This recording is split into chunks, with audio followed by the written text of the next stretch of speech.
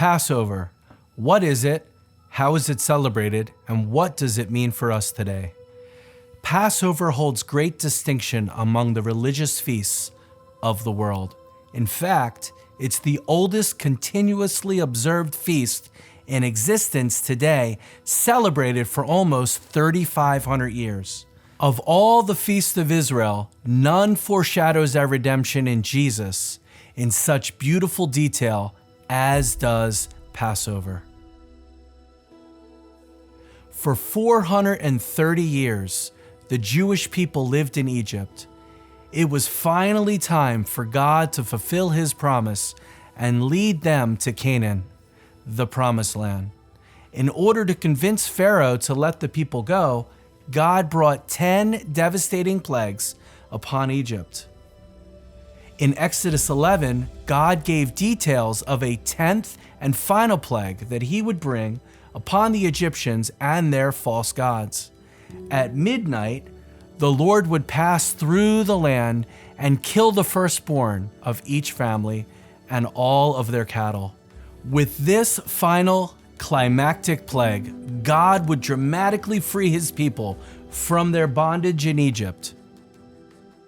Redemption. In Exodus 12, God outlines explicit steps that the Israelites should take, that they shouldn't be struck down by this devastating last plague. They were told to choose a male lamb in its prime.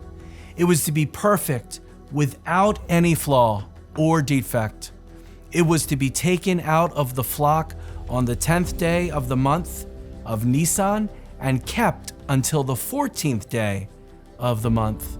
This would allow time for each family to carefully watch the lamb to make sure it was fit and without any flaw. This would also allow time for each family to become personally attached to this lamb, so that it would no longer be just a lamb, but their lamb. This would deeply impress upon them the costly nature of sacrifice. An innocent was to die in their place. On the late afternoon or early evening of the 14th day of Nisan, the lambs were to be publicly killed by the whole assembly. Each family was to individually apply the blood of the lamb to the doorpost of their home as a visible sign of their faith in the Lord.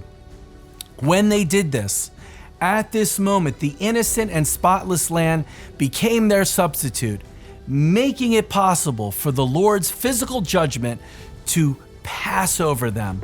The biblical feasts of Israel were designed by God to have prophetic meaning and fulfillment. What was God's intended significance of Passover? The next day, John saw Jesus coming towards him and said, "Behold, the Lamb of God who takes away the sins of the world." Passover looked forward to the time when the true Lamb of God, Messiah Jesus, would come and free us from slavery to sin and eternal death. Jesus had come to bring us true redemption. Jesus arrived in Jerusalem, presenting himself to Israel as Messiah on the 10th day of Nisan, the same day they were selecting their Passover lambs. He was then crucified in Jerusalem on the 14th day of Nisan, while the Passover lambs were being slain all throughout the city. 1 Corinthians 5:7 says, "For indeed Messiah, our Passover, was sacrificed for us." In prophetic triumph, according to God's wonderful plan, any person who accepts Jesus as the Passover lamb experiences redemption.